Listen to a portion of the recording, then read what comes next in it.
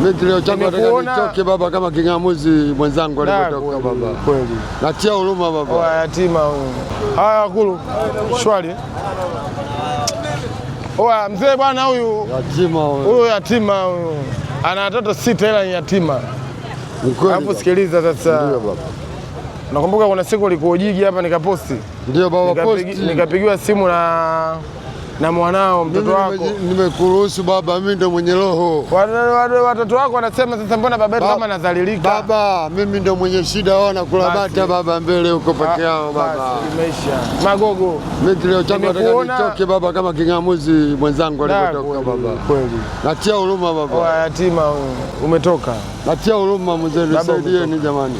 Umetoka. Kwa heshima baba. Ametoka. Kwa heshima. Magogo. Sasa wewe utacheza kama beki namba 3. Nitashukuru baba kwa heshima. Kwa sababu una mpango pia kuanzisha timu yangu ya mpira. Sawa. Wewe utakuja kama 3. Yaani unakuwa unamkimbia kama Shabalala. Vibaya mno baba, kwa hasira baba. Basi labda unisindikize. Hizi hapa labda unisindikize.